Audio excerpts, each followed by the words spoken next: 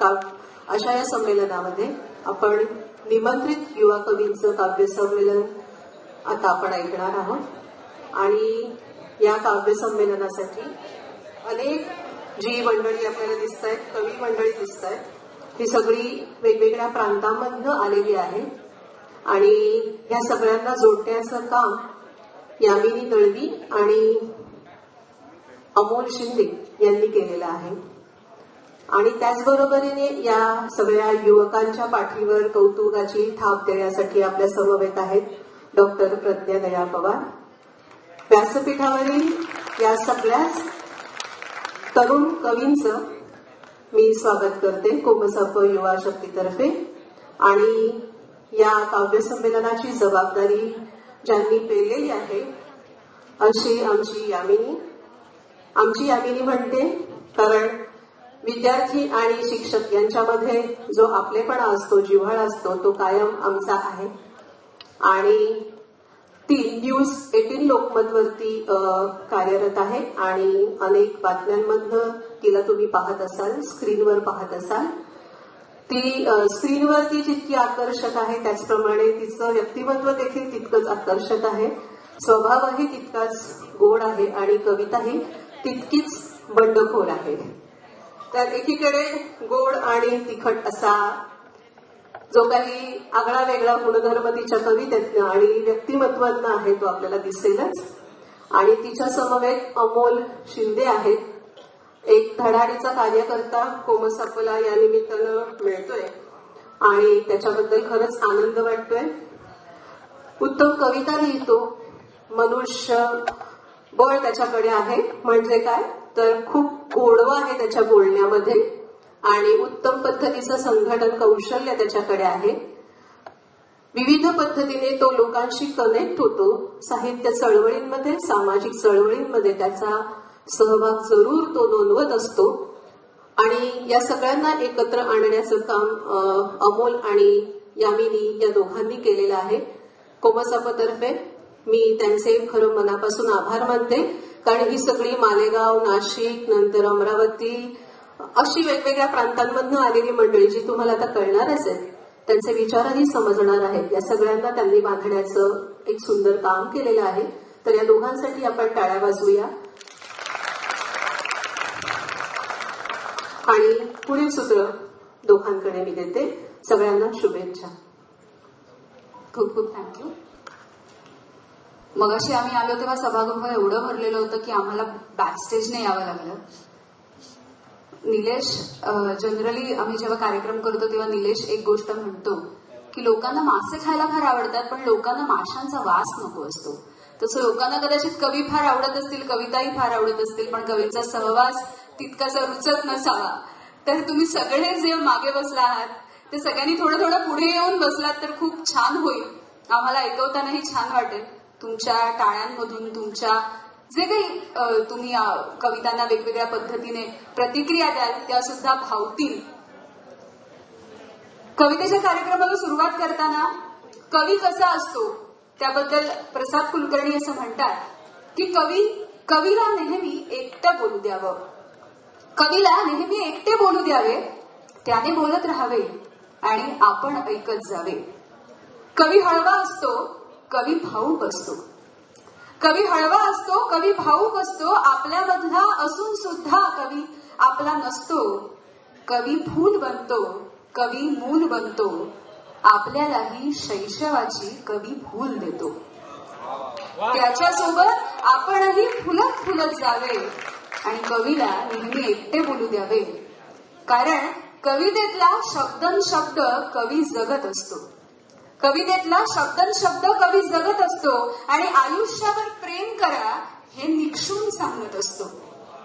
कवितेतला शब्दनशब्द कवी जगत असतो आणि आयुष्यावर प्रेम करा हे निक्षून सांगत असतो। कवी ज्याला कळतो ते पडतात त्याच्या प्रेमात, कवी ज्याला कळतो ते पडतात त्याच्या प्रेमात, त्यांची कविता होते मग मनातल्या मनात। कवी सोबत आपणही कविता जगत जावे आणि कवीला नेहमीच एकटे बोलू द्यावे, कवीला नेहमी एकटे बोलू द्यावे। तर असे सगळे इथले कवी आपापल्या कवितेच्या माध्यमातून व्यक्त होणार आहेत तुमच्या समोर. आणि या कोकण मराठी साहित्य परिषदेच्या दुसऱ्या राज्यस्तरीय युवा साहित्य संमेलनामध्ये पुन्हा एकदा तुम्हा सर्वांचं मनपूर्वक स्वागत. आणि या संमेलनाच्या अध्यक्षपदी आहेत ज्येष्ठ लेखिका आणि कवयित्री डॉक्टर प्रज्ञा दया पवार आपल्यासोबत उपस्थित आहेत. पुन्हा एकदा त्यांचं मनपूर्वक स्वागत.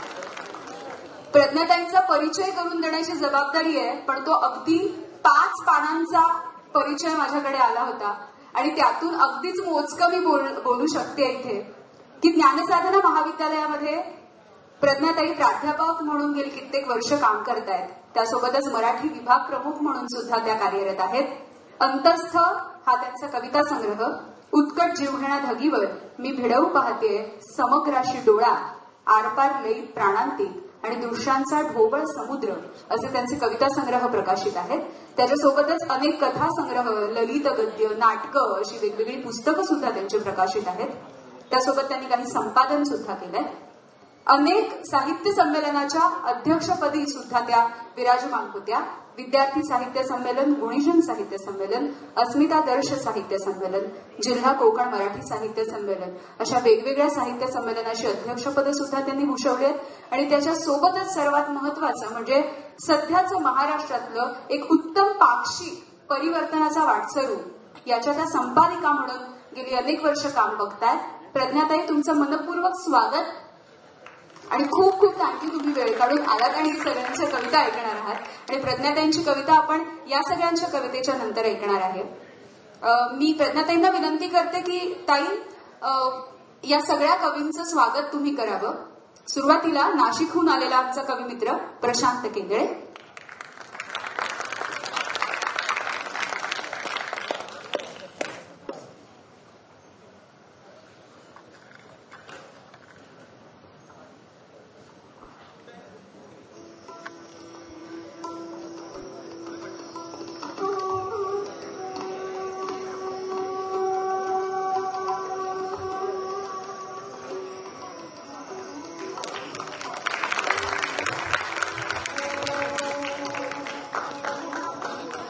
आदित्य दवणे, ठाण्याहून आलेला कवी. संमेलन यावर्षी ठाण्यात असल्यामुळे अनेक ठाणेकर या संमेलनात दिसणार.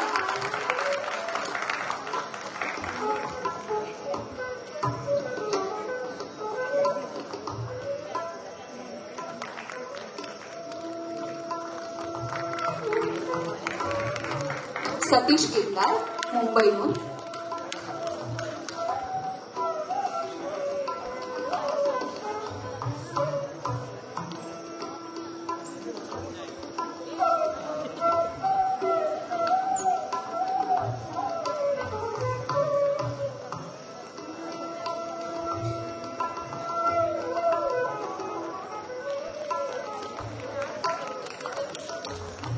कीर्ती पाटसकर, मुंबई.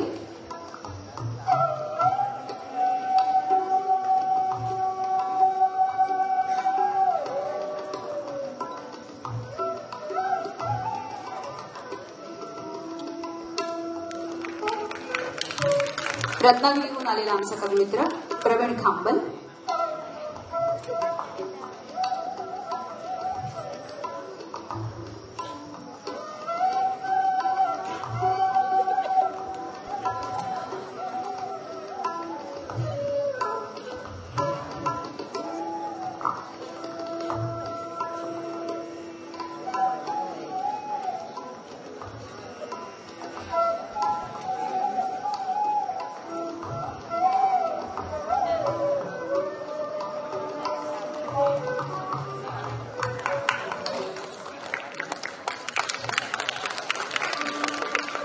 तुषार शिल्लक, मालेगाव, नाशिकहून आलेला कवी. यानंतर प्रथमेश पाठक, पुन्हा ठाणे.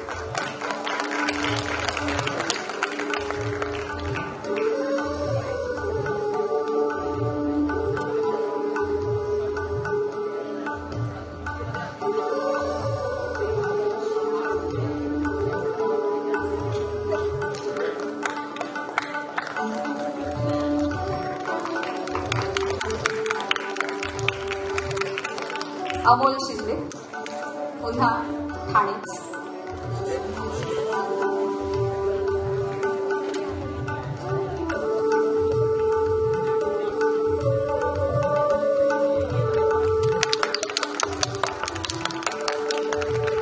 पुढे पालीहून आलेला कवी उमेश जाधव.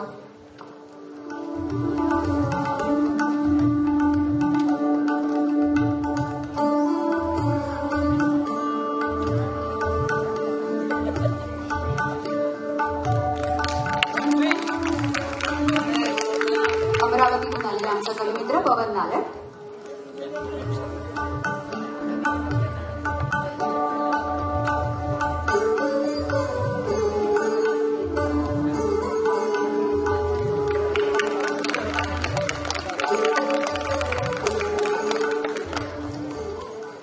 औरंगाबादचा आमचा कविमित्र निलेश चव्हाण.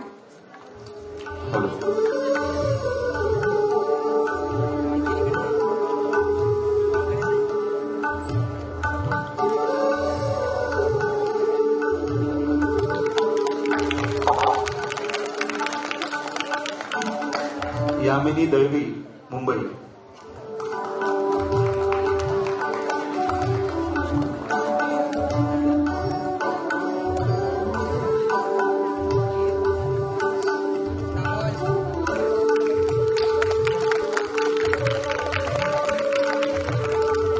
स्नेहल कदम, सिंधुदुर्ग.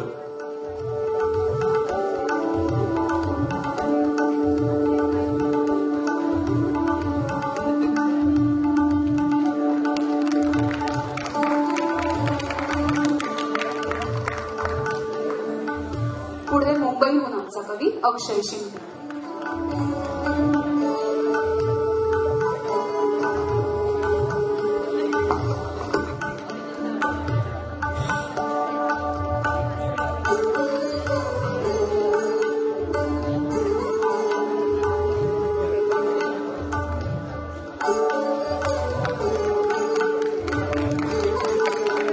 खूप खूप धन्यवाद. आणि यानंतर मी नमिता कीर यांना विनंती करते त्यांनी व्यासपीठावर यावं. डॉक्टर प्रज्ञादया पवार यांचं स्वागत त्यांनी करावं.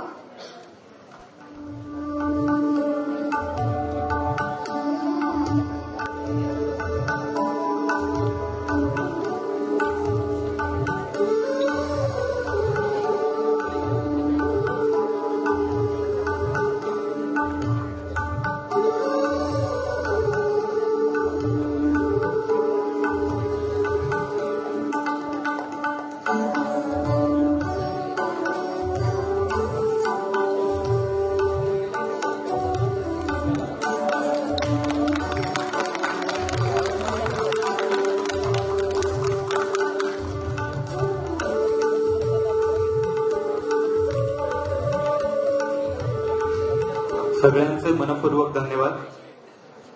माझ्या मराठीचा बोलू कौतुके, परी अमृतातही पैजा जिंके, ऐसी अक्षरे रसिके मेळविन, असं लिहिणाऱ्या संत ज्ञानेश्वरांपासून तुकाराम, कुसुमाग्रज, नारायण सुर्वे, शांताबाई, इंदिरा संत ते आत्ताच्या इथे बसलेल्या प्रत्येक कवीपर्यंत प्रत्येकानं मराठी कवितेला आपापल्या पद्धतीनं समृद्ध करण्याचं काम केलंय. या संमेलनाचा औचित्य सुद्धा आपल्या मराठी साहित्याची ही पालखी पुढे घेऊन जाणं हीच आहे. कोकण मराठी साहित्य परिषद आयोजित दुसऱ्या राज्यस्तरीय युवा साहित्य संमेलनात आपल्या सर्वांचं मनपूर्वक स्वागत. या संमेलनाच्या अध्यक्षपदी डॉक्टर प्रज्ञादया पवार या आहेत. याच्यासोबतच विशेष अतिथी म्हणून डॉक्टर अनुपमा उसगरे आणि विशेष उपस्थिती कोकण मराठी साहित्य परिषदेच्या उषा परब, रेखा नार्वेकर आणि लता गुठे या सुद्धा असणार आहेत. आणि त्यासोबतच आपल्या समोर व्यासपीठावर असणारे महाराष्ट्रातले हे सगळे कवी हे महाराष्ट्रातल्या वेगवेगळ्या भागाचं प्रतिनिधित्व करणारी कविता तुमच्या समोर सादर करतील. याच कवी संमेलनाला सुरुवात आपण करूया. मी निमंत्रित करतो प्रशांत केंदळे यांना, नाशिकहून आलेले कवी. बाप मनात जपतो लेख त्याची सोनपरी, तरी जीवाचा जीवडा देतो परत याच्या घरी.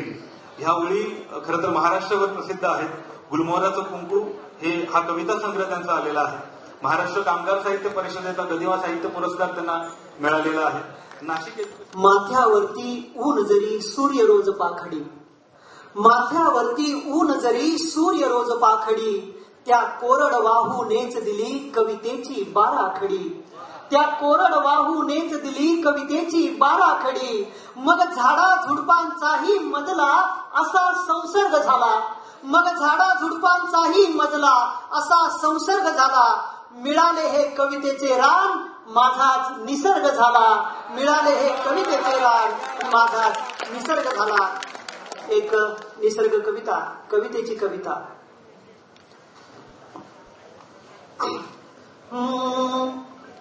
ती हसावी जराशी अमृतरू मोहरावा. ती हसावी जराशी अमृतरू मोहरावा. ती लाजावी अशी की गहू शहारून जावा. ती लाजावी अशी की गहू शहारून जावा. मंद टाकीत पाऊले ती ह्या रानातून जावी. मंद टाकीत पाऊले ती ह्या रानातून जावी. झेंडूच्या फुलांमधी फुलपाखरूच व्हावी. झेंडूच्या फुलांमधी फुलपाखरूच व्हावी. तिला अनुभवता गुलमोहर पेटावा. तिला अनुभवता गुलमोहर पेटावा. स्वागताला तिच्यावर काळा मेघही फुटावा. तिला पाहून फुलावे तुरे कांद्याचे डोंगळे. तिला पाहून फुलावे तुरे कांद्याचे डोंगळे. तीन उराशी जपावे अलगद की बगळे. बाभळीच्याही फुलांना तीन वाटावा सुगंध. बाभळीच्याही फुलांना तीन वाटावा सुगंध. सारे वाटीत जाताना तिला मिळावा आनंद. रुईच्या त्या म्हाताराई घेऊन याये ओवारा. रुईच्या त्या म्हाताराई घेऊन याये ओवारा. रान अप्सरांचा हाची तिचा स्वर्ग व्हावा खरा. पाण्या परी विहिरीच्या, पाण्या परी विहिरीच्या खोल पाख्यातून यावी. पाण्या परी विहिरीच्या खोल पाख्यातून यावी. कवितेनं माझ्या समद्याना, कवितेनं माझ्या जगाला या संजीवनी द्यावी. कवितेनं माझ्या जगाला या संजीवनी द्यावी. ती हसावी जराशी अमृतरू मोहरावा. ती लाजावी अशी की गहू शहारून जावा. या पाठी आधीचा वेळ दिलेला आहे. प्रथमेश पाठक यांना मी विनंती करतो की त्यांनी आपली कविता सादर करावी. मी गर्भात होतो तेव्हा आई भिजली होती पावसात. मी गर्भात होतो तेव्हा आई भिजली होती पावसात. अजूनही माझी कापलेली नाळ ओलीच लागते. अजूनही माझी कापलेली नाळ ओलीच लागते. मुंबई येथे खासगी मोतीलाल ओसवाल कंपनीत मॅनेजमेंट त्या कंपनीत नोकरी करतात. कॉर्पोरेट कविता नावाचा ग्रंथाली प्रकाशनाचा पुस्तक त्यांचं प्रसिद्ध आहे. कविता संग्रह. कविता रसिक मंडळी पुणे यांचा काव्यतेज पुरस्कार त्यांना मिळालेला आहे. मी विनंती करतो आपण आपली कविता सादर करा. धन्यवाद. या शब्दोत्सवाच्या सगळ्यांना शुभेच्छा देतो. कवितेचं शीर्षक आहे बरीच तरुण मंडळी आहे म्हणून म्हटलं एक प्रेम कविता घ्यावी. आणि शीर्षक आहे अशी समुद्रावर जात जाऊ नकोस. बरेच माझे मित्र याच्याशी कदाचित रिलेट करते. अशी समुद्रावर जात जाऊ नकोस पावसाळी दिवसात. अशी समुद्रावर जात जाऊ नकोस पावसाळी दिवसात. त्याला उधाणायला असंही फक्त कारणच हवं असतं. अशी समुद्रावर जात जाऊ नकोस पावसाळ्या दिवसात. त्याला उधाणायला फक्त असंही कारणच हवं असतं. तुला आवडते गास म्हणून तू कानावरच्या बटा प्रयत्नपूर्वक मागे घेत असतेस. तुला आवडते गास म्हणून तू कानावरच्या बटा प्रयत्नपूर्वक मागे घेत असतेस. वाऱ्याची मुजोरी तोडत आणि गाज भिनू लागते तुझ्या केसातून, त्याला तसाही चान्सच हवा असतो तुझ्या केसातून हात फिरवायला. पावसाळ्यातलं ग्रे आभाळ आणि तुझ्या ड्रेसचा जांभळा रंग, पावसाळ्यातलं ग्रे आभाळ आणि तुझ्या ड्रेसचा जांभळा रंग हे कॉन्ट्रास्ट कॉम्बिनेशन असताना मुद्दामच टाळत जा समुद्रावर जाणं. कारण हेच कॉम्बिनेशन घेऊन रोज क्षितिज चित्कारतं समुद्राला आणि त्याला असंही गरज असते क्षितिज गाठलंही सिद्ध करायची. त्याची लाट मुद्दामच येते तुझ्यावर आणि जाणीवपूर्वक अचानक शिंतोडे उडवतो तो. त्याची लाट मुद्दामच येते तुझ्यावर आणि जाणीवपूर्वक अचानक शिंतोडे उडवतो तो. तुला वाटतं भरतीच्या लाटा दगडावर आपटून उडतंय पाणी, पण तुला वाटतं भरतीच्या लाटा दगडावर आपटून उडतंय पाणी, पण त्याला असंही स्वतःला थांबवता येतच नाही तुला स्पर्श करण्यापासून. म्हणूनच म्हणतो अशी समुद्रावर जात जाऊ नकोस पावसाळ्या दिवसात. त्याला उधाणायला असंही फक्त कारणच हवं असतं. आणि हो, आता साम्यही शोधत बसू नकोस माझ्यात आणि समुद्रात. आणि हो, आता साम्यही शोधत बसू नकोस माझ्यात आणि समुद्रात. पावसाळ्या दिवसात मी नसताना ते करणे वाईटच, पावसाळ्या दिवसात मी नसताना ते करणे वाईटच. उस्मानाबाईंच्या काही ओळी आठवल्या की शब्दांच्या या धुक्यामध्ये अडकू नकोस. किती बोलत असला तरी शब्दांच्या या धुक्यामध्ये अडकू नकोस आणि ऊर्जावरती झेंड्यासारखा फडकू नकोस. उधळू दे तुफान काळजामध्ये साचलेलं, प्रेमकट पिल्लासारखं बाणावरती खोचलेलं, मातीमध्ये उगवून सुद्धा मेघापर्यंत पोहोचलेलं. खूप मस्त प्रथमेश. आणि पुढे मी आमंत्रित करते आमची कवी मैत्रीण कीर्ती पाटसकरला. लेखणी सरेंडर होते हा तिचा कविता संग्रह आलाय. त्यासोबतच काव्योन्मेष पुरस्कार तिच्या कविता संग्रहाला प्राप्त झालाय. कवितेच्या डायरी इतकं तर होतं माझं अंगण, कवितेच्या डायरी इतकं तर होतं माझं अंगण, त्यात कुठवर रुजवणार होतास तू तुझे पंचतारांकित ऋतू, असं तिने लिहून ठेवलंय कीर्ती पाटसकर. नमस्कार. रसिक श्रोत्यांना आणि मंचावरच्या माझ्या कवी मित्रांना विनम्र अभिवादन. कवितेचं शीर्षक आहे एक अदृश्य अलिप्त कविता. जखमेवरची खपली काढून भळभळू द्यावं अशुद्ध रक्त, तशी भळभळू देता येत नाही कविता. जखमेवरची खपली काढून भळभळू द्यावं अशुद्ध रक्त, तशी भळभळू देता येत नाही कविता. ती ठसठसत राहते रोमा रोमात, डसत राहते क्षणाक्षणात, न दिसणाऱ्या दुखण्यासारखी दुखत राहते, खुपत राहते, कणत राहते. न दिसणाऱ्या दुखण्यासारखी दुखत राहते, खुपत राहते, कणत राहते, वर्तमानाच्या कळा देत राहते, पण प्रसवत नाही कागदावर. वर्तमानाच्या कळा देत राहते पण प्रसवत नाही कागदावर. कधी न्हायलेल्या केसातलं पाणी होऊन अंगावर ठिबकते, कधी न्हायलेल्या केसातलं पाणी होऊन अंगावर ठिबकते, कधी मुरगळल्या पायातली नस बनून अंगावर ठणकते. गुलाबी भांडणातल्या लटक्या रागासारखी भर दिवसा फणकारते. गुलाबी भांडणातल्या लटक्या रागासारखी भर दिवसा फणकारते आणि कधी अस्तित्व नकोस झालेल्या सापासारखी दिवसा ढवळ्या फुटकारते. संध्याकाळच्या भैरवीत ऐकू येते कविता. संध्याकाळच्या भैरवीत ऐकू येते कविता. निरांजनाच्या दीपक रागात तेजोमय होते कविता. संध्याकाळच्या भैरवीत ऐकू येते कविता. निरांजनाच्या दीपक रागात तेजोमय होते कविता. रात्री उशाशी चांदण्यांचे सागरगोटे खेळते कविता. सकाळच्या उमऱ्यावर रांगोळी होऊन टेचात उभी राहते कविता. सुखांना आव्हान देते, सुखांना आव्हान देते, दुःखांना आलिंगन देते. अडेल तट्टू हट्टी स्वार्थी कविता.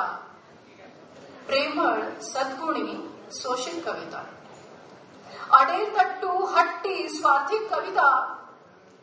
प्रेमळ सद्गुणी शोषित कविता. माझ्या डाव्या डोळ्यातला तीळ कविता. तुझ्या सळसळणाऱ्या रक्तातली नीळ कविता. घट्ट दाट बेभान कविता. कधी सजत जाते, भिजत जाते, क्षणाक्षणात डसत जाते. एक अदृश्य अलिप्त कविता, एक अदृश्य अलिप्त कविता. इतकं सोपं आहे तितकं कविता लिहिणं तितकंच कठीण आहे प्रत्येकासाठी. कविता प्रसवणं हे त्याहून कठीण. मज वेडा म्हणते जग हे वस्त्राची करतो होळी. मज वेडा म्हणते जग हे वस्त्राची होळी करतो. त्यागून अन्न हे कवडे मंत्राने खळगे भरतो. मी अभंग अविचल योगी शापांनी बरबटलेला. मी अभंग अविचल योगी शापांनी बरबटलेला. निश्चिंत मदिरा पितो खडकावर ठेवून पेला. निश्चिंत मदिरा पितो खडकावर ठेवून पेला. आमचा कविमित्र आदित्य दवणे याच्या ओळी आहेत. आदित्य सध्या मॅनेजमेंट शिकवतो. कोकण मराठी साहित्य परिषदेचा सुलोचना मुरारी नार्वेकर हा लक्षवेधी पुरस्कार सुद्धा त्याला मिळालाय. आणि त्याच्या सोबत त्याच्या कवितेसोबतच तो सामाजिक भान जपण्याचाही प्रयत्न करत असतो. नातवंडांच्या कविता नावाचा कार्यक्रम वेगवेगळ्या वृद्धाश्रमांमध्ये जाऊन करण्याचा त्याचा उपक्रम सध्या सुरू आहे. आणि त्यासोबतच कवितेच्या मुसाफिरी सोबतच तो भारतातल्या अनेक भागांमध्ये जाऊन सोलो ट्रीपची मुसाफिरी सुद्धा करतोय. आदित्य दवणे. नमस्कार. ज्यांनी कवितेमध्ये वास्तवाचा विस्तव रुजवला त्या साक्षात प्रज्ञाताई आज इकडे उपस्थित आहेत. आणि त्यांच्या अध्यक्षतेखाली हा आज कविता सादर करता येते हा खरंच मोठा भाग्ययोग आहे. प्रदीप सर आहेत, साक्षात मधुभाई आहेत आणि सगळीच मंडळी. आणि आपण आशीर्वाद द्यायला या ठिकाणी उपस्थित आहात हा खूप मोठा योग आम्हा सगळ्यांच्या आयुष्यात आज आलाय. प्रणव मित्र आहे, सादर करतोय कविता. शीर्षक आहे कवितेचं कविता म्हणजे. आठवले म्हणून पाठवले चा जमाना सध्या सुरू आहे कवितांमध्ये. तर त्याच कवितांना उत्तर देणारी छोटीशी कविता. कविता म्हणजे अविचल कवितांचे निद्रिस्त सांगाडे पाहताना. अविचल कवितांचे निद्रिस्त सांगाडे पाहताना मनात निर्माण होते इच्छा की निदान आता तरी कवितेनं बॉम्ब व्हावं. अविचल कवितांचे निद्रिस्त सांगाडे पाहताना मनात निर्माण होते इच्छा की निदान आता तरी कवितेनं बॉम्ब व्हावं. असं वाटू लागलंय आता कविता बांधता यायला हवी पोटाला आणि स्लीपर सेल बनवून घुसता यायला हवं गद्दारांच्या तंगलीत. म्हणजे कवीलाही उद्ध्वस्त होता येईल त्याच्या कवितेसह. हे इतकं नसेल शक्य, हे इतकं नसेल शक्य तर कविता कमीत कमी फुल्ली लोडेड AK-47 बनू शकते. हे इतकं नसेल शक्य तर कविता कमीत कमी फुल्ली लोडेड AK-47 बनू शकते. ती जळजळणारं ऍसिड तरी होऊ शकते. तेवढंही नसेल शक्य तर निदान सूर्याची धार होऊ शकली असती कविता. किंवा घट्ट मूठ आवळलेली गुद्दा झाली असती कविता. किंवा तिला होता नसतं थुंकी सकट झाडलेली एक सणसणीत शिवी तरी धन्य झाला असता कवी. पण यातलं असं काहीच घडत नाही. कविताच होते चिता आणि कवी जातो सती. कविताच होते चिता आणि कवी जातो सती. किंवा कबर होऊन कविता कवी हताश परततो मुठभर शेवटची माती सोडून. या चिरनिद्रिस्त कवितांना किमान आता जाग येऊन कवीची गचांडी पकडून यांनीच लिहून घ्यावं स्वतःला आणि उडून जावं फिनिक्स पक्षासारखं मागे उरली राख झटकत. नकाशांना प्रमाण न मानता त्यांनी भटकावं कसंही कुठेही. त्यांनी बसावं समाजाच्या निष्पर्ण फांदीवरती फूल होऊन. त्यांनी बसावं समाजाच्या निष्पर्ण फांदीवरती फूल होऊन. यावं वांसपणाच्या कडेवर निरागस मूल होऊन. कवितेनं मेघांकडे डोळे लावून बसलेल्यांचं उत्तर व्हावं. गाभाऱ्यात नेणाऱ्या पायऱ्यांचा पत्थर व्हावं. कवितेला खरं सांगतो खूप काही होता येईल. ज्याला जे जे हवं त्याला ते देता येईल. गझल शेर 4 ओळी मुक्त छंद साऱ्या जाती. वृत्त बित्त का लगागा नियमबद्ध सारी नाती. कविता म्हणजे नाही फक्त कागद ओला अक्षर खेळ. कविता म्हणजे नाही फक्त कागद ओला अक्षर खेळ, रक्त मांस विरघळलेला कविता असतो काळीच वेळ. कविता म्हणजे नग्न सत्य, कविता म्हणजे नग्न सत्य, ब्रह्मांडावर आहे स्वार. कविता म्हणजे नग्न सत्य, ब्रह्मांडावर आहे स्वार. अन्यायातून सोडवणारी भवानीची आगिंधार, अन्यायातून सोडवणारी भवानीची आगिंधार, भवानीची आगिंधार. क्या बात आहे, क्या बात आहे. वा. एकदा जोरदार टाळ्या होऊन जाऊ देतात त्यांच्यासाठी. खरं तर ही कविता ऐकली आणि मला पवनच्या ओळी आठवल्या की कवी जेव्हा आतून पोखरून जातो, कवी जेव्हा आतून पोखरून जातो तेव्हा तो बाहेरून फुलून जातो. आणि मला वाटतं की तूच आता आपल्याला कविता ऐकवावीस. पवन नालट अमरावतीहून आलेले कवी आहेत. संदर्भ पोखरतोय हा कविता संग्रह त्यांचा सध्या गाजतोय महाराष्ट्रभर आणि या कविता संग्रहाला अनेक पुरस्कार मिळालेले आहेत. विदर्भ साहित्य संघाचा उत्कृष्ट वाङ्मय निर्मिती पुरस्कार त्यांना मिळालेला आहे आणि विश्वकर्मा तरुण मंडळाचा गावगाडा साहित्य पुरस्कार देखील त्याला मिळालेला आहे. तो आपण कविता सादर करावी. एकदा जोरदार टाळ्या पवनसाठी. कोकण मराठी साहित्य परिषदेचं इतकं सुंदर आजचं संमेलन सुरू आहे. अध्यक्ष आदरणीय प्रज्ञाताई समोर आदरणीय मधु मंगेश कर्णिक सर आहेत, माननीय विचारे साहेब आहेत आणि अध्यक्ष आमचे तरुण मित्र प्रणव सखदेव आहेत, प्रदीप कोकरे पण या ठिकाणी सगळे आपण आहात. खरं म्हणजे माझ्या कविता संग्रहातली जी एक कविता आहे लालपीच शाही, मी ती या ठिकाणी सादर करतो. सत्तेच्या सारी पाटावर आम्ही प्याद्यांसारखे झालो ना, सत्तेच्या सारी पाटावर आम्ही प्याद्यांसारखे झालो ना, एका सोंगटीनं दुसऱ्या सोंगटीला पाडावं. तशी ही प्रथा नवीन नाही साहेब. कोणीही यावं आणि आमच्या मध्यमवर्गीय अस्तित्वाला चिरडून टाकावं लोकशाहीच्या फुटपाथवर, तरी आम्ही शांत राहतो. कारण न्यायालय तुमचीच, कारण न्यायालय तुमचीच, न्याय तुमचा, साक्षीदार तुमचे आणि खून करून सुटणारी माणसं ही तुमचीच ना साहेब. सॉरी, मी माणसं म्हणालो त्यांना, सॉरी मी माणसं म्हणालो त्यांना. तसंही आपला देश सहिष्णूच आहे साहेब. असहिष्णू फक्त आम्हीच, देशात राहणारी भूतावळ. हो भूतावळच, कारण यापेक्षा उत्तम शब्द आमच्या शब्दकोशात तुमच्यासाठी असूच शकत नाही साहेब.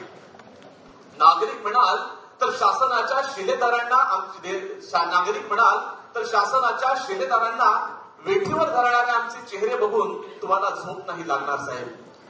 मग तुम्हाला उगाच आठवत राहतील माळीण गावाच्या मलब्याखाली कुस्करून मेलेल्या अनेक निर्दोष मृतप्राय माणसांसारखीच सत्तेच्या व्याधीत मृतप्राय झालेले अनेक प्रश्न.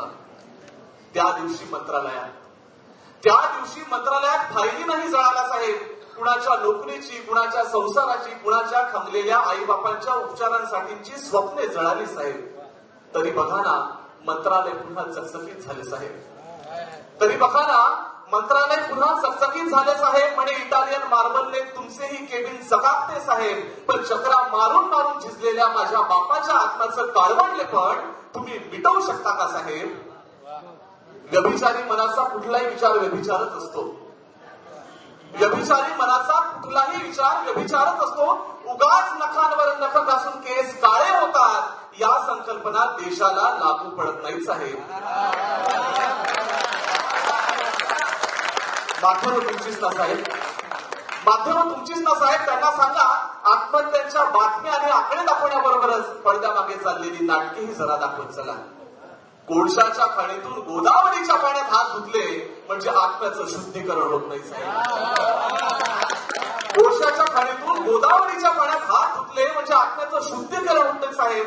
आमच्या आत्महत्या मोहाच्या फुलासारख्या असतात, झडून गेल्यावर इतरांनाच त्याची नशा जास्त चढते साहेब. चुरगाळलेल्या कागदांच्या तुकड्यांसारख्या आमच्या जिवंतपणाच्या खुणा पडल्या असतात तुमच्या ऑफिसातल्या केरटुकलीत.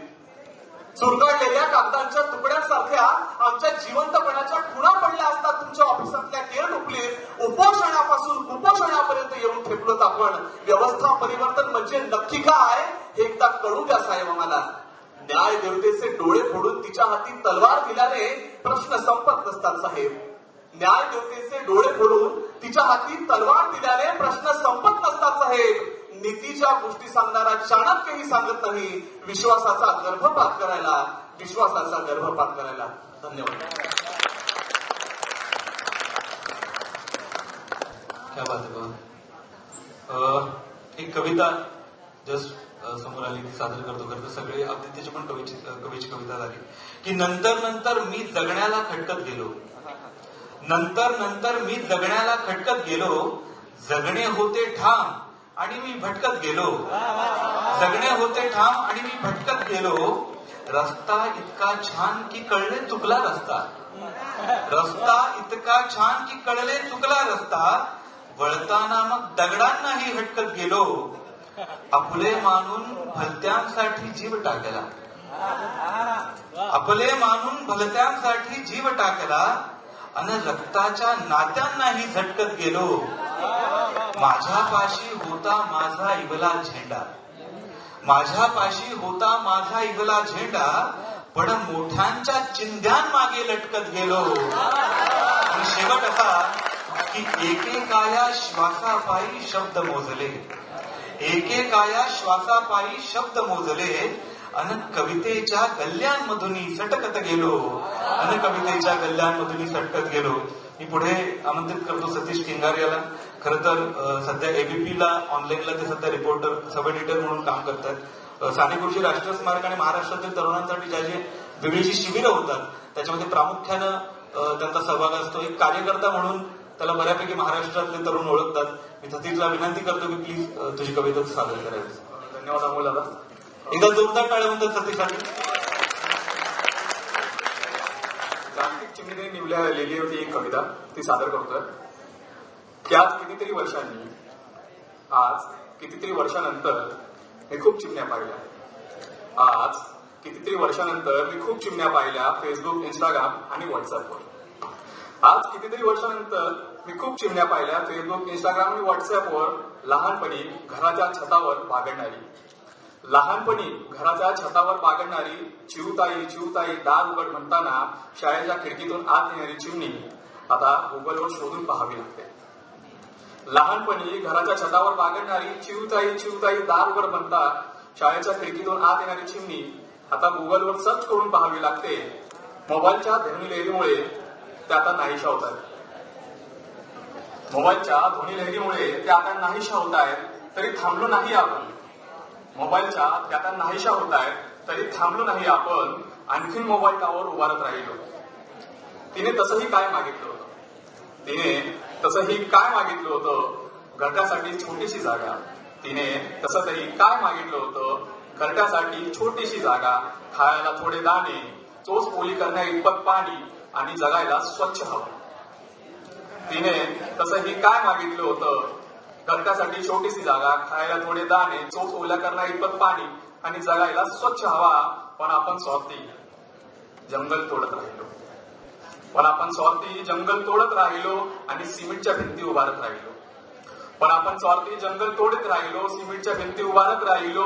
आता आकाशात दिसत नाही चिमण्या, आता आकाशात दिसत नाही चिमण्या, तेव्हा प्रश्न पडतो.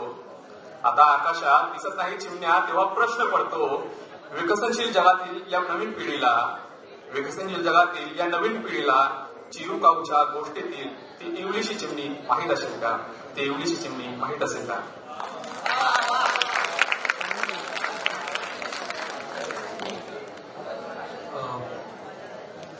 मी मेघांतला विनंती करतो की त्यांनी त्याची पुढची कविता सादर करावी. इथे मध्यरात्री फुले दिवसांची फुलांचाच स्वप्नात सुवास आहे, इथे मध्यरात्री फुले दिवसांची फुलांचाच स्वप्नात सुवास आहे.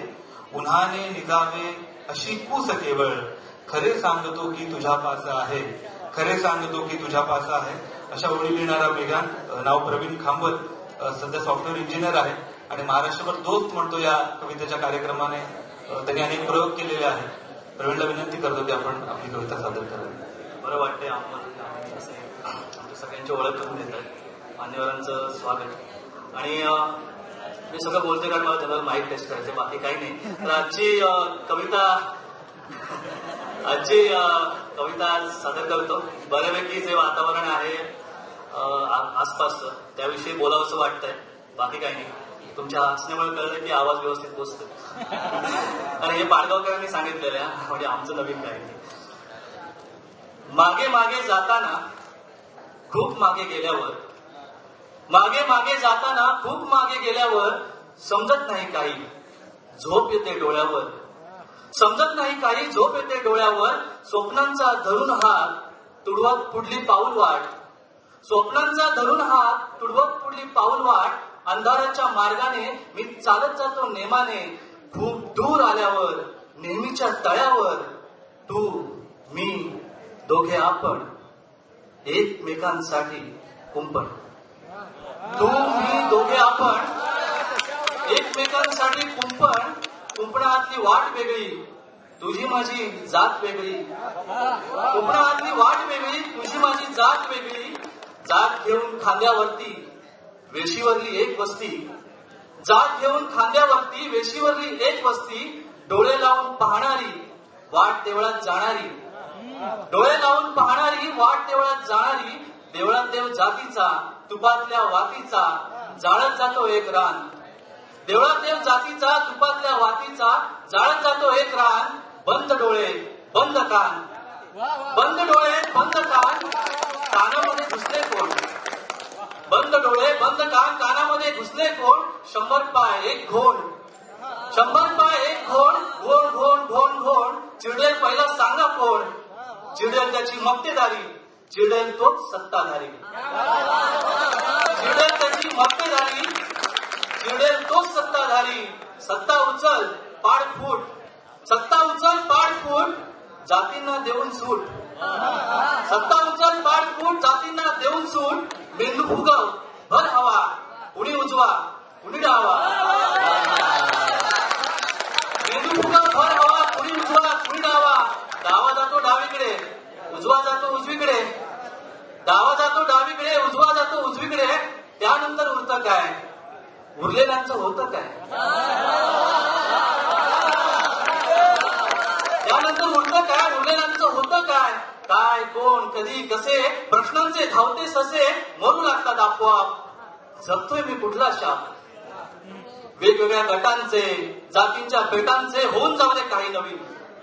वेगवेगळ्या गटांचे जातींच्या बेटांचे होऊन जाऊ दे काही नवीन. एकच व्हावी सारी जमीन. त्या जमिनीसाठी लढताना, त्या जमिनीसाठी लढताना, त्या जमिनीमध्ये मिटताना. एक झाड तुझ्या हातून माझ्यामध्ये ठेव ऋतून. एक झाड तुझ्या हातून माझ्यामध्ये ठेव ऋतून. बहरत तेव्हा तेव्हा जे झाड, बहरत तेव्हा ते झाड. एक फळ नक्की काढ. अंधार दूर झाल्यावर नेहमीच्या तळ्यावर असू तेव्हा दोघे आपण. दोघांमध्ये नसेल कुंपण, दोघांमध्ये नसेल.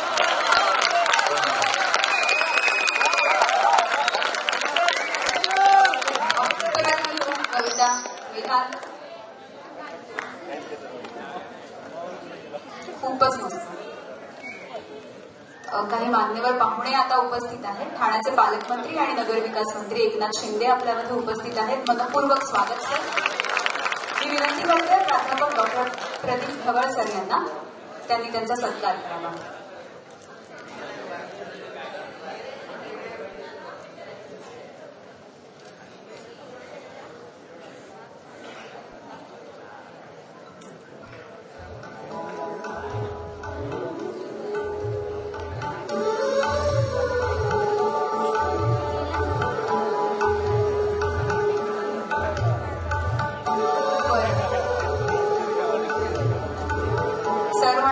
कार्यक्रम पुढे सुरू करतो. सत्काराचा कार्यक्रम होईल. पुढे मी आमंत्रित करते कविमित्र तुषार शिल्लक यांना. मालेगाव नाशिकहून आलेला कवी. 2012 सालचा राज्य शासनाचा स्वच्छता मित्र पुरस्कार त्याला मिळालाय. त्यासोबतच 2017चा राष्ट्रीय युवा चेतना पुरस्कार सुद्धा त्याला मिळालाय. तुषार शिल्लक. धन्यवाद. कोकण मराठी साहित्य परिषद, कोकणाचा फेसाळणारा समुद्र, नारळाच्या आंब्याच्या बागा, वाहणारा थंडगार वारा, या सगळ्यांमध्ये मालेगाव सारख्या तप्त उन्हातल्या माळमाथ्यातल्या कवीला आपण आमंत्रित केलं. त्याबद्दल तुम्हा सगळ्या मान्यवरांचं मी सर्वप्रथम आभार मानतो. नर्सरीच्या तरुण मंडळी बसलेली आहे. तरुण मंडळी बसलेली आहे आणि प्रेमाचा विषय निघाला तर एक गेय कविता आपल्यासमोर सादर करतो. तत्पूर्वी तिच्यासाठी मी एकच सांगतो की तिच्यासाठी ताजमहल बांधूनही मी शेवटी कारागीरच ठरलो. तिच्यासाठी ताजमहल बांधूनही मी शेवटी कारागीरच ठरलो, कारण तिचा शहाजहान तर कुणी दुसराच होता.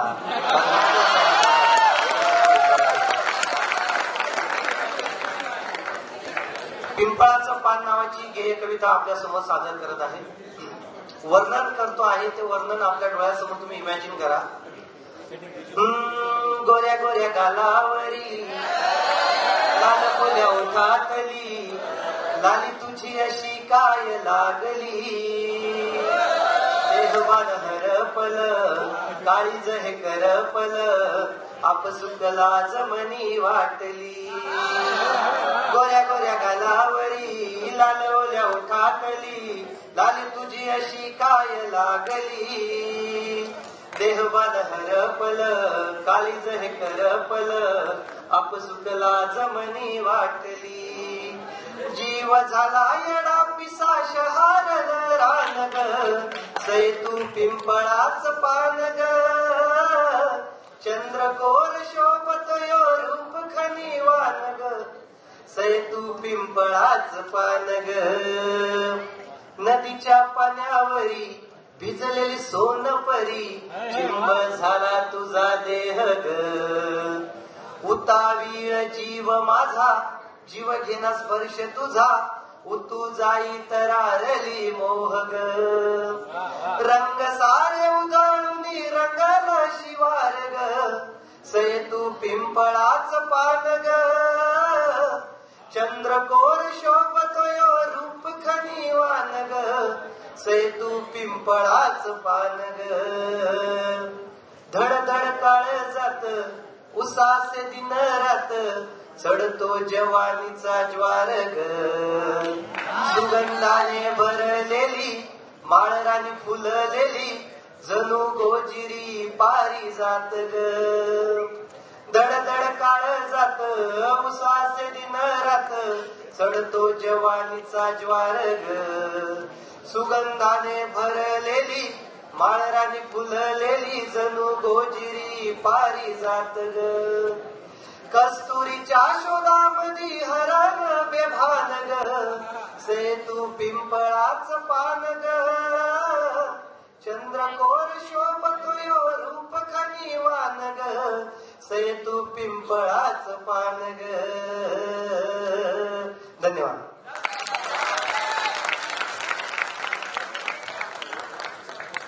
प्रेमकवितांना जरा जास्तच रिस्पॉन्स आला. जिवंत असल्यासारखं वाटतंय का? पाडगावकरांची एक कविता आहे. म्हणजे आपण प्रेमकवितांबद्दल बोललं की वयोवृद्ध जी आपल्या आसपास असतात ती काहीतरी वेगळ्याच नजरेने आपल्याकडे बघायला लागतात. त्यामुळे यांचं असं का होतं कळत नाही. यांना कळतं पण वळत नाही. यांचं असं का होतं कळत नाही. यांना कळतं पण वळत नाही. निळ निळ वेल्हाळ पाखरू आकाशात उडणार. निळ निळ वेल्हाळ पाखरू आभाळात उडणार आणि रुपेरी वेलांटी खेळ मासा पाण्यात बुडणार. यांचं सुखच नसतं मुळी कधी यांच्यासाठी आणि यांची एकच गोष्ट असते कपाळावर आठी. कधी सुद्धा यांची पापणी ढळत नाही आणि यांचं असं का होतं कळत नाही. म्हणजे मोठ्याने हसा तुम्ही यांना नैतिक त्रास होतो. मोठ्याने हसा तुम्ही यांना नैतिक त्रास होतो आणि वेलची खाल्लीत तरी यांना विस्कीचा वास येतो. यांचा घोषा सुरू असतो अंक खाणं वाईट डोकं जडसं होतं आणि तंक तर मुळीच पिऊ नका कारण त्याने नक्की पडसं होतं. संयमाचे पुतळे हे यांचं मन चुकूनही चळत नाही आणि यांचं असं का होतं कळत नाही. कदाचित यांना कळतं पण वळत नाही. आणि शेवटचं की सगळेच कसे बागेमध्ये व्यायाम करीत असणार. सगळेच कसे बागेमध्ये व्यायाम करीत असणार किंवा हातात गीता घेऊन चिंतन करत करत बसणार. बागेमधल्या कोपऱ्यात कुणी घट्ट बिलगून बसतच ना. बागेमधल्या कोपऱ्यात कुणी घट्ट बिलगून बसतच ना. आणि गालाला गाल लावून गुलगुल करीत असतच ना. आणि असं काही दिसलं की यांचं डोकं सणकलंच.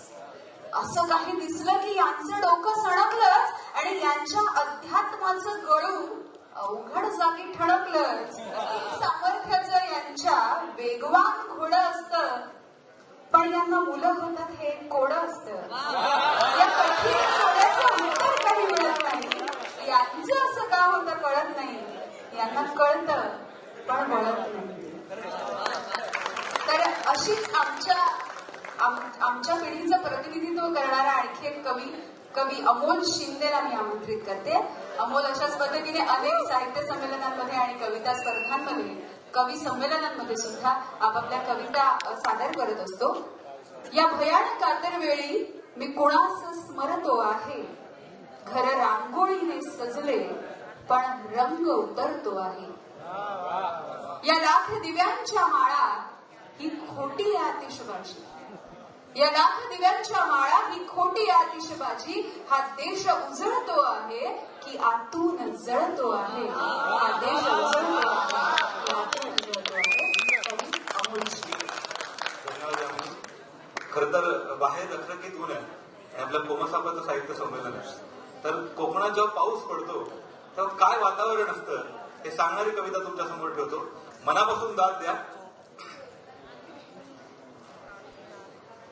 कधी रिम झिम झिम कधी बेभान बेभान. कधी रिम झिम झिम कधी बेभान बेभान. कधी हरवते गाव कधी हरवते रान.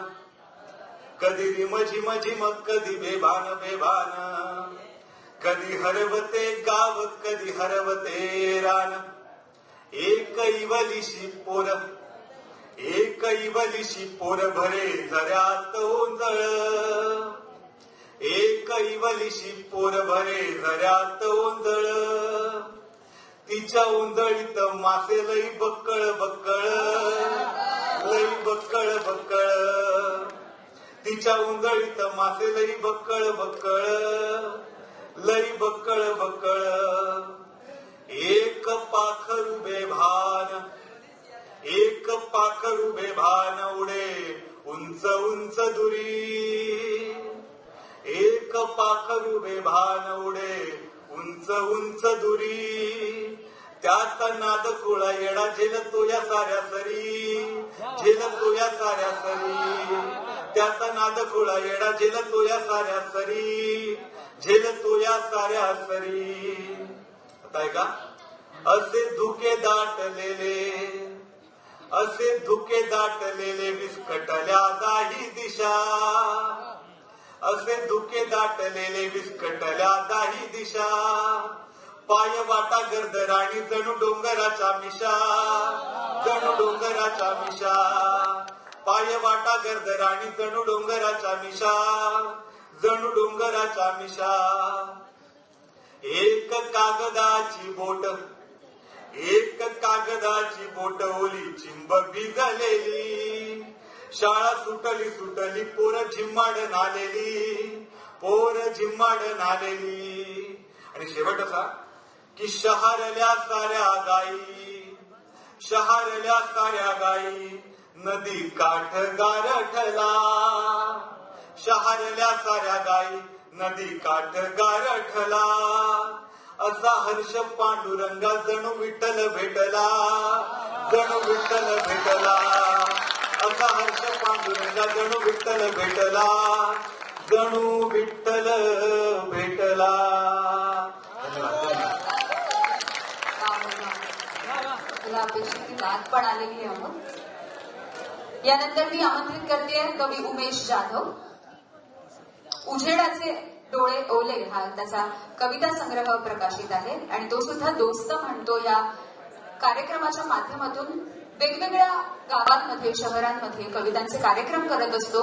आणि त्याला आमंत्रित केलंय याचं कारण म्हणजे अमोलच्या गेय कवितेचा धागा पुढे घेऊन जाणारा आमच्यातला एक महत्वाचा कवी उमेश जाधव. आज कविता वाचून सादर करणार आहे. कवितेचं नाव आहे नाही, मग 4 ओळी कुठल्या तरी गाऊन म्हण. 4 ओळी गातो आणि माझी कविता सादर करतो. आता एक लॉकडाऊन झालं आणि तेव्हा एक गाणं लिहिलं होतं, ते गाणं सादर करतो. एक आई गावाला आहे आणि तिचा मुलगा शहरात आहे आणि तिचा मुलगा आला नाही म्हणून ती गाण्यातून चिंता व्यक्त करते. काय करते? कुठं राहिलास माझ्या लेकरा, कुठं राहिलास माझ्या लेकरा, ये रे लवकर परतूनी घरा, ये रे लवकर परतूनी घरा, जिवाईचा झालंय बाबरा, कुठं राहिलास माझ्या लेकरा. हात असून हतबल झाले, सारे शहरातून गावात आले. हात असून हतबल झाले, सारे शहरातून गावात आले. येत आठवण फार रात्री उघडून दार, मारते अंगणामध्ये रोज चकरा, कुठं राहिलास माझ्या लेकरा, कुठं राहिलास माझ्या लेकरा. कवितेचं नाव आहे पोतराज. पोतराज. मर्याईचा देव्हारा घेऊन तू फिरत होतास गावोगाव, मर्याईचा देव्हारा घेऊन तू फिरत होतास गावोगाव, पण त्या सटवाईला कधी समजला का तुझा भक्तिभाव.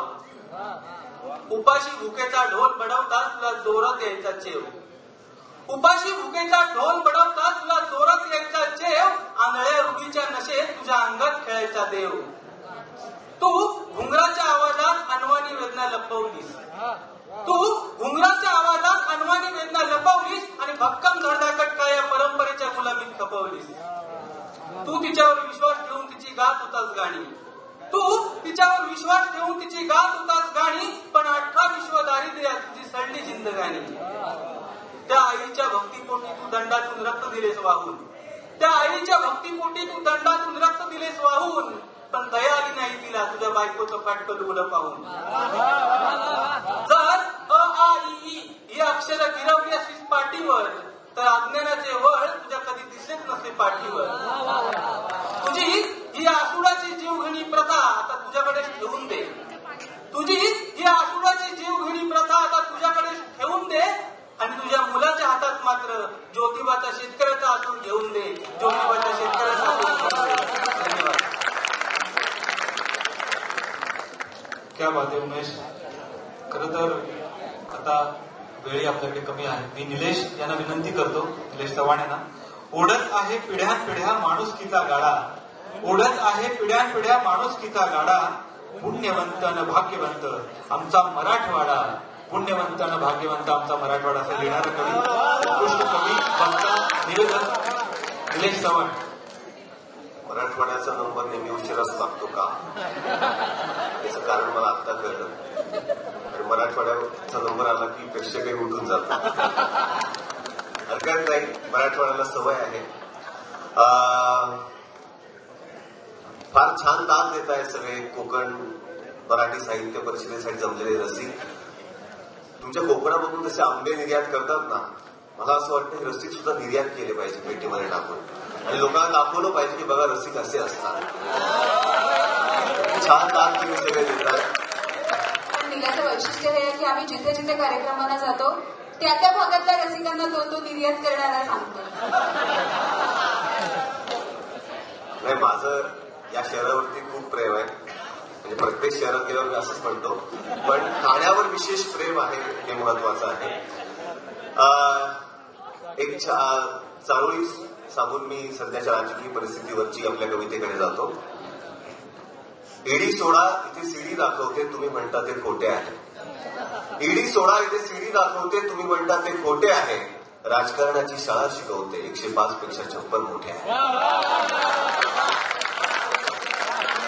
माझ्या कवितेकडे वळतो. काही कविता या गरज म्हणून लिहायच्या असतात. तशी ही कविता पाठ ऐकणे मला माहिती नाही, थोडं 19-20 होऊ शकतं आणि तसाही समोर टेलिप्रॉम्प्टर नाहीये आणि टेलिप्रॉम्प्टर असलं तरी माणूस चुकतच नाही असंही नाही. मी माझ्याबद्दल म्हणते, बाकी कोणाबद्दल बोलत नाही. कवितेकडे वळतो. कवितेचं शीर्षक आहे तुका.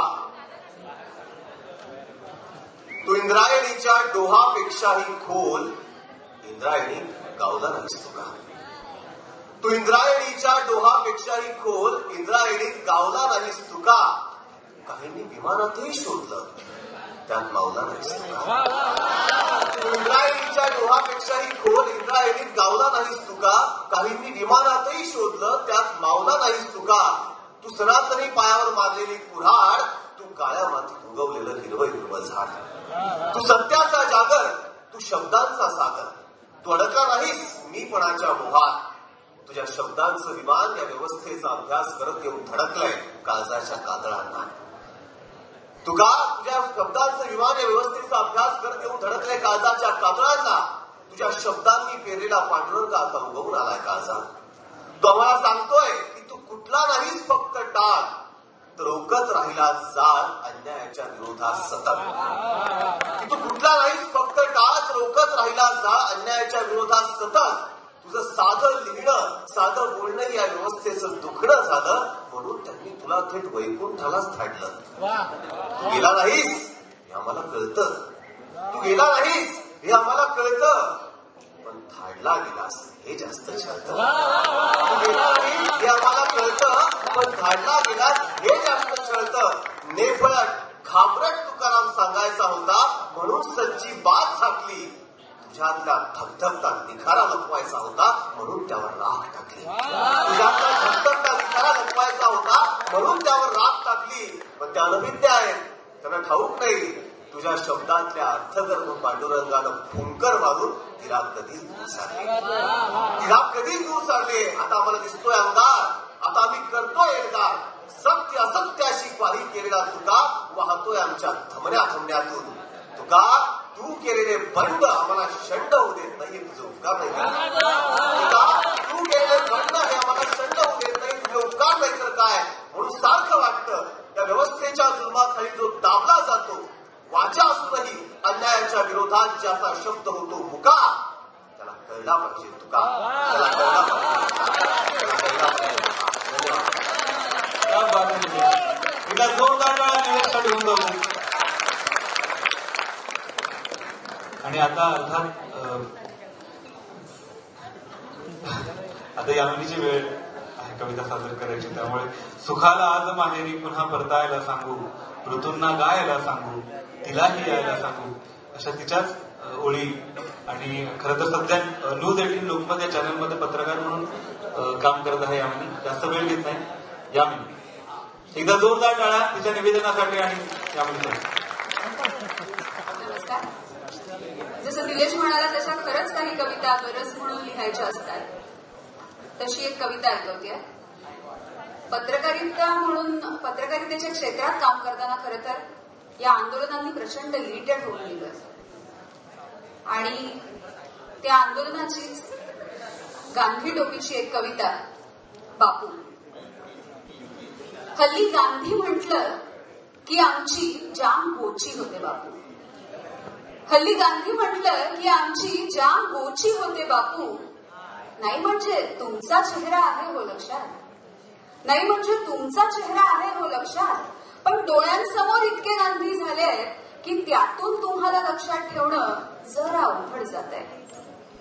बापू, तुमची अहिंसा वगैरे सगळं आउटडेटेड झालंय आता. बापू, तुमची अहिंसा वगैरे सगळंच आउटडेटेड झालंय आता. गल्लीपासून दिल्लीपर्यंत आम्ही पेटवतो आहोत माणसांच्या होळ्या आणि जाळतो आहोत धर्माची लाकडं. ह्यालाच तर हल्ली देशभक्ती म्हणतात बापू. यालाच तर हल्ली देशभक्ती म्हणतात बापू. बापू, तुमच्या वस्तूंचं आम्ही प्रचंड मार्केटिंग सुरू केलंय. स्वच्छ भारताच्या अभियानाच्या फ्लेक्सवर तुमच्या चष्म्याचा फोटो लावण्यापासून ते भारतात आलेल्या पाहुण्यांना तुमच्या चरख्यावर बसून सूत कातायला लावेपर्यंत जमेल तसं आम्ही तुम्हाला आठवत असतो बापू. कसंय बापू, तुमचा काळ वेगळा आणि आताचा वेगळा. कसंय बापू, तुमचा काळ वेगळा आणि आताचा वेगळा. आधी कसं साधा सुधा पंचा नेसून उपोषणाला बसलेलं चालायचं. आधी कसं साधा सुधा पंचा नेसून उपोषणाला बसलेलं चालायचं. पण आता गांधी टोप्यांशिवाय उपोषण होत नाही आणि शेवटी मजबुरी का नाम गांधी म्हणत आम्ही त्याच्याकडे कान्हा डोळा करतो. बापू, तसं आम्ही आमच्या सोयीनुसार तुमचं नाव वापरतो म्हणा. बापू, आम्ही आमच्या सोयीनुसार तुमचं नाव वापरतो म्हणा. म्हणजे कसं ब्रँडेड पण वाटतं आणि चिलखतासारखं सुरक्षितही. म्हणजे कसं ब्रँडेड सुद्धा वाटतं आणि चिलखतासारखं सुरक्षितही. बस आता एक करा बापू की वर्षानुवर्ष धूळ खात अडकवलेल्या त्या सरकारी कचेरीतल्या फोटो फ्रेमची काच जरा पुसून घ्या. बस आता एक करा बापू की वर्षानुवर्ष धूळ खात अडकवलेल्या त्या सरकारी कचेरीतल्या फोटो फ्रेमची काच जरा पुसून घ्या. म्हणजे कसं सगळंच तुम्हाला लख्ख दिसायला लागेल. कारण आताच्या जमान्यात तुमची फोटो फ्रेम उतरवायला आणि एका वेगळ्या रंगाची चढवायला काही फार वेळ लागणार नाही. काही फार वेळ लागणार नाही. पुढे निमंत्रित करतो स्नेहा विठ्ठल कदमीला. विविध कवी संमेलनात सहभाग, काव्यवाचन स्पर्धांमध्ये अनेक पुरस्कार प्राप्त आहेत. आकाशवाणीवर कवितांचं सादरीकरण त्यांनी केलेलं आहे आणि विविध ऑनलाईन कवी संमेलनामध्ये त्यांचा सहभाग आहे. स्नेहा विठ्ठल कदम. नमस्कार, मी स्नेहा विठ्ठल कदम.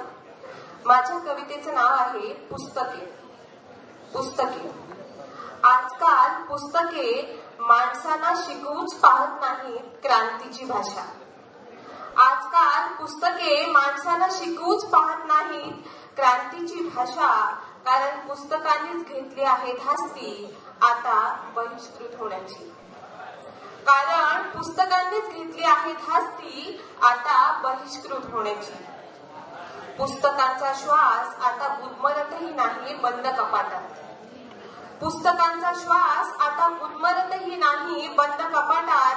कारण निष्क्रिय मेंदूतील विचार बनून राहण्यापेक्षा वाळवीच्या उदरनिर्वाहाचं साधन बनण्यात त्यांना धन्यता वाटू लागली आहे. माणसं वाचू शकली नाहीत कधी पुस्तकांचं अंतर्मन. माणसं वाचू शकली नाहीत कधी पुस्तकांचं अंतर्मन. म्हणून पुस्तकच वाचू लागली आहेत. मानवी मनाचे कैक टप्पे त्यांच्या दुर्मिळ स्पर्शातून आणि निर्विकार नजरेतूनही. पुस्तकांनीच घडवल्यात अनेक पिढ्या आणि युगनायकही आणि पुस्तकांनी जपली आहेत जीवनमूल्यांची गूढ रहस्यही. माणसाने मात्र त्यांना बसवले आहे उच्च निश्चतेच्या पंक्तीत वेद, उपनिषदे आणि धर्मग्रंथ बनवून. खरं तर पुस्तकांना वीट आली. खरं तर पुस्तकांना वीट आलाय खोट्या समीक्षकांचा, साहित्यिक गौरवांचा आणि आकृती बंधांचाही. पुस्तके आवडणारी माणसं बरीच आहेत. पुस्तके आवडणारी माणसं बरीच आहेत. पण पुस्तकांना आवडणारी माणसं कमीच होत चालली आहेत दिवसेंदिवस. म्हणूनच पुस्तके आता बोलूही लागली. म्हणूनच पुस्तके आता बोलूही लागली. जर माणसाच्या खऱ्या इतिहासावर तर माणसाने मात्र सावधच राहायला हवे. माणसाने मात्र सावधच राहायला हवे. सावधच राहायला हवे. धन्यवाद. या कवी संमेलनातला शेवटचा कवी अक्षय शिंपी. गेल्या अनेक वर्षांपासून ते अभिनेता म्हणून कार्यरत आहेत. काय डेंजर वारा सुटलाय, पुनश्च हनीमून, आधी बसू, अगदीच शून्य या सगळ्या नाटकांमध्ये सुद्धा त्यांनी अभिनय केलाय. सध्या सोनी मराठी वाहिनीवरच्या नवरी वेळ नवऱ्याला या मालिकेमधून ते अभिनय करत असतात. त्यांचे कवितेच्या काही ओळी. मी मेलोय, माझं प्रेत पडलंय उंबरठ्यातच, म्हणजे ना धड अल्याड ना धड पल्याड. तसंही कायम असंच जगलो, पूर्णपणे काहीही कधीच वाट्याला आलं नाही. अर्धवटपणाचा कणा राहिला सबंध जगण्याला, आणि मी ओरडत राहिलो मी मध्यम मार्गी आहे म्हणून. कवी अक्षय शिंदे. कविता सादर करतोय. जे रात्रभर टक्क जागे असतात, जे रात्रभर टक्क जागे असतात, कदाचित ते स्वप्न बघत असावेत जग बदलण्याची. जे रात्रभर टक्क जागे असतात ते कदाचित आखत असावे योजना प्रतिघाताची. जे रात्रभर टक्क जागे असतात कदाचित त्यांचे कान फाटत असावेत लहान मुलांचा आक्रोश ऐकून. जे रात्रभर टक्क जागे असतात कदाचित त्यांच्या मांड्या तबल्या केल्या असाव्यात सभ्यता संस्कृतीच्या प्रेताखाली. जे रात्रभर टक्क जागे असतात कदाचित त्यांना नुकतेच कळले असावेत सत्ताकारणाचे बुद्धिबळी खेळ. जे रात्रभर टक्क जागे असतात कदाचित ते प्रेमातही असू शकतात किंवा त्यांना आवडत असावं चंद्रकलांचं निरीक्षण करणं. जे रात्रभर टक्क जागे असतात कदाचित ते निसटण्याच्या वेदात असावेत कुठल्याशा खेरड्या जात पंचायतीच्या हातात तुऱ्या देऊन. जे रात्रभर टक्क जागे असतात कदाचित ते जबडा वासून बसले असावेत अख्खाच्या अख्खा देश गिळण्यासाठी. बदलून टाकणार असावेत मनुष्याला कायमचं फक्त साधना. पिऊन टाकणार असावेत गटागट हजारो लिटर कच्चं तेल. घात असावी त्यांना आपलं गोदाम बाजारात रिक्त करण्याची चिंता. एक अख्खीच्या अख्खी कॉम अतिरेकी ठरवून करणार असावेत कत्ल. चावून थुंकून टाकणार असावेत सगळ्या भाषा, तुकडे करून टाकणार असावेत कामगारांची शरीर. रात्रभर चोरून शब्दकोश बदलत हुकुमशाहीलाच नव्या लोकशाहीचा मुखवटा चढवत नव शांती सूक्त रचत बसले असावेत जे रात्रभर टक्क जागे असतात. ही संपूर्ण विषारी विचारधारा दूर राहायला हवी विवेकी मेंदूंचे शिरगाण टाळण्यासाठी. त्यांना झोप यायला हवी, त्यांना झोप यायलाच हवी. झोपवा त्यांना. तेच गाणं गुणगुणत जे तुम्ही मशागत करताना गुणगुणत होतात, धान्य लावताना गुणगुणत होतात, कापणी करताना गुणगुणत होतात, चरख्यावर सूत कापताना गुणगुणत होतात, फासावर चढतानाही गुणगुणत होतात आणि खैरलांजीत विटंबले जातानाही गुणगुणत होतात. कुठल्याशा हुकुमशहाचा मस्तक चेचतानाही गुणगुणत होतात. झोपवा त्यांना, त्यांना झोप यायलाच हवी आणि त्यांना झोपवणं मुळीच अशक्य नाही. झोपवा त्यांना.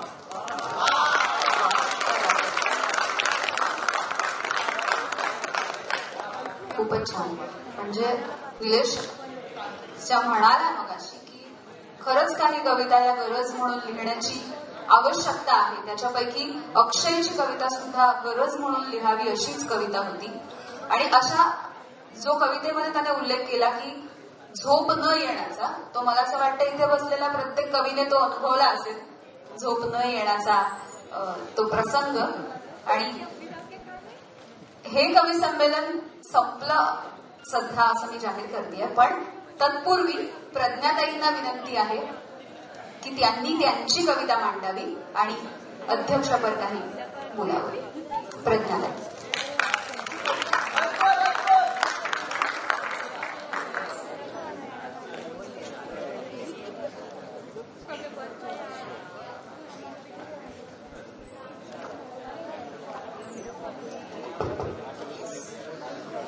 माझा आवाज पोहोचतोय? सर्वांना नमस्कार. या दुसऱ्या राज्यस्तरीय साहित्य संमेलनामध्ये, युवा साहित्य संमेलनामध्ये आपण सगळेजण सहभागी झालेलो आहोत.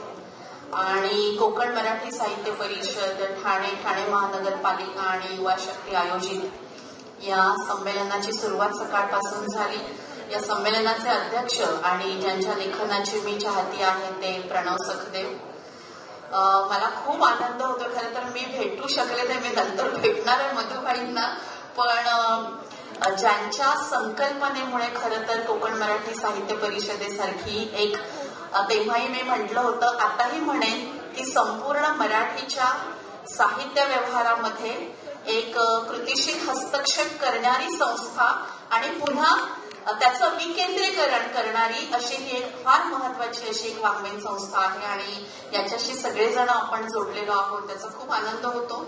इथे निमंत्रक जे बसलेले आहेत त्यांना मी मगाशी म्हणाले की त्यांची सगळी ऊर्जा आणि त्यांची सगळी कार्यशैली या संपूर्ण संमेलनामध्ये अतिशय चैतन्य ओसंडून वाहावं तशी ती वाहिलेली आहे आणि त्याचा सगळा आपण साक्षीदार आहोत.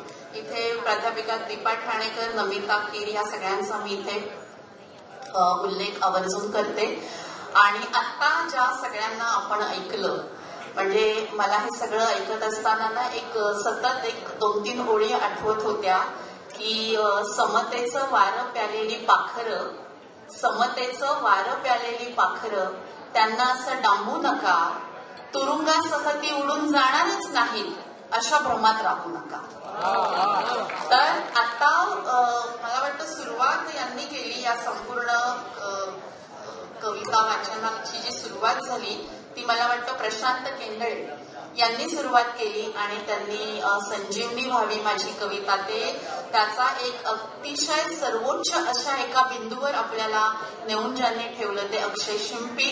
आणि तुम्ही सगळेजण इतकी छान दाद देत होतात, म्हणजे त्याच्यामध्ये काय नव्हतं, कुठले कुठले आवाज नव्हते, प्रेम, निसर्ग आणि मला सगळ्यात चांगलं म्हणजे माझ्या पिंडाला जास्त जवळचं असणारं ते जे वाटलं ते म्हणजे संपूर्ण हा जो असमतोलवी संवाद निर्माण झाला. म्हणजे राजकीय दृष्ट्या आजचे कवी हे किती प्रगल्भ आहेत, सामाजिक या सगळ्या संदर्भामध्ये हे सगळे कवी हे किती प्रगल्भ आहेत हे त्यांच्या सगळ्यांच्या कवितेतनं आपल्या समोर आलेलं आहे.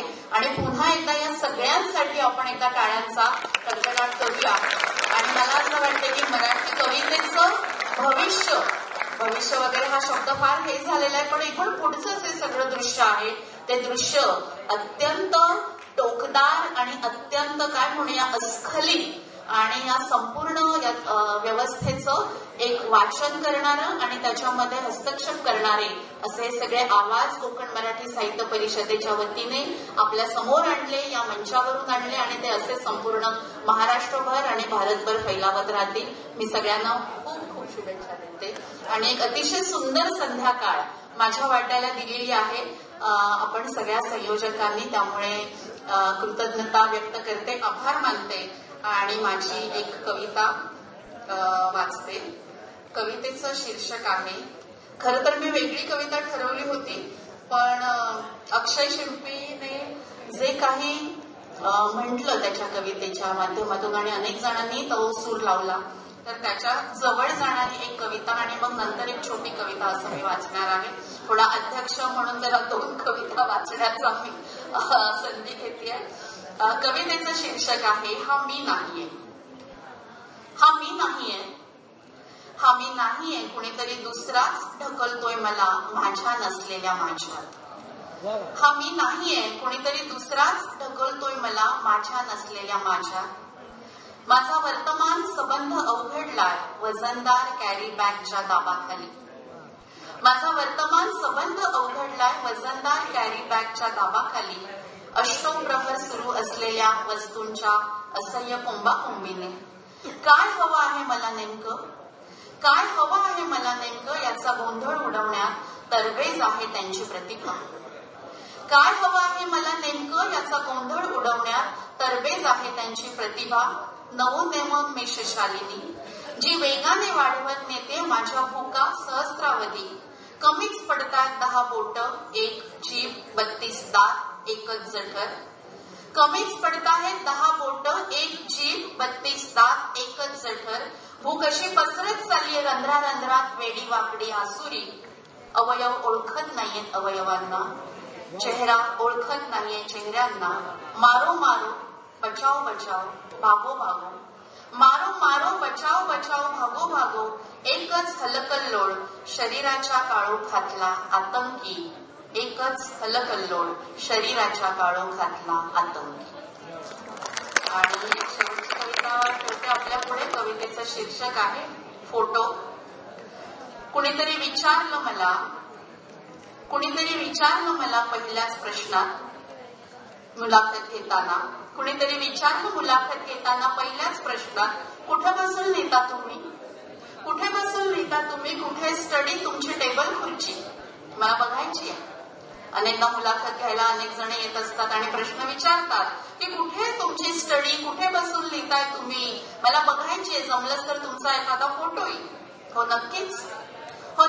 काय काय बघायचंय नेमकं? बघा ही पृथ्वीची विस्तीर्ण पाठ, तिच्यावरच बसते मी अशी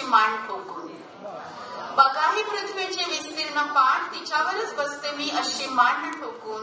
मी घेते लपेटून स्वच्या सळसळत्या संवेदनेत अवघी समष्टी. मी असते कधी मुंगी उडाली आकाशी, तिने गिळले सूर्याचे लिहिणारी मुक्ता सणकांडी.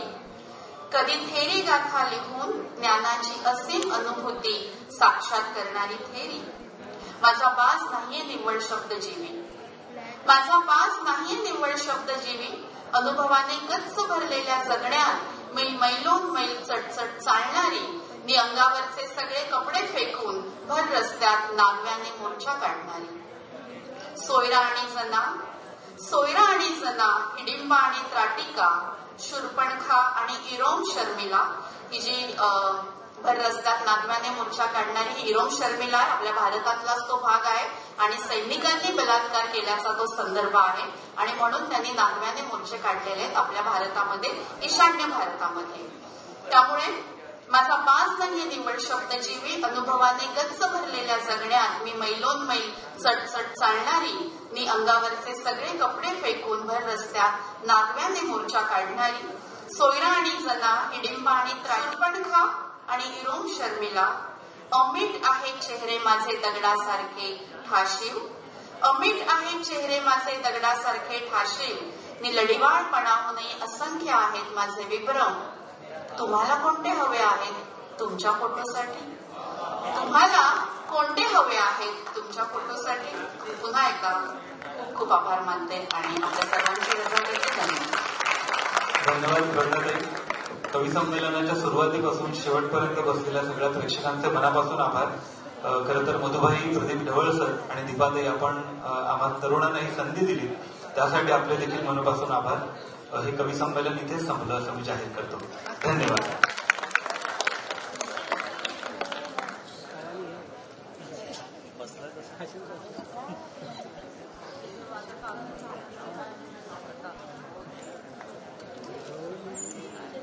नमस्कार. या निमंत्रित युवा काव्य संमेलनात सहभागी झालेल्या युवा कवींचे मनापासून आभार आणि या काव्य संमेलनाच्या अध्यक्षा डॉक्टर प्रज्ञादया पवार यांचेही आभार. या संमेलनाच्या समन्वयक डॉक्टर अंजुषा पाटील आणि सायली जाधव यांचे मानचिन्ह देऊन कौतुक करावे अशी विनंती मी डॉक्टर दीपा हाणेकर मॅडम यांना करते.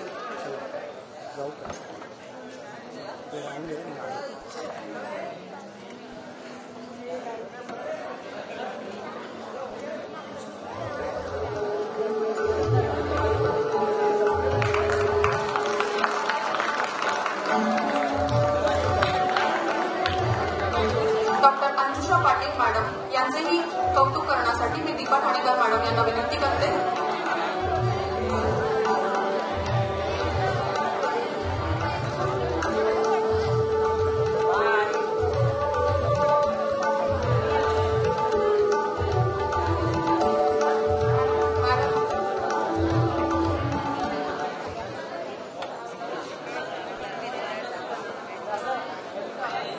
तसेच फोटो काढण्यासाठी मी या संस्थेचे पदाधिकारी आणि कोमसापाचे पदाधिकारी यांना स्टेजवर येण्याची विनंती करते.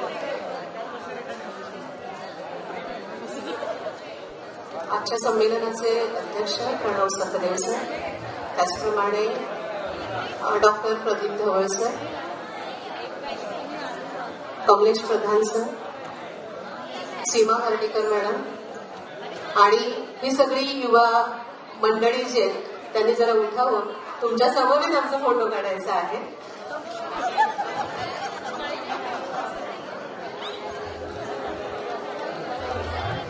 रंगताई आपणही थांबा.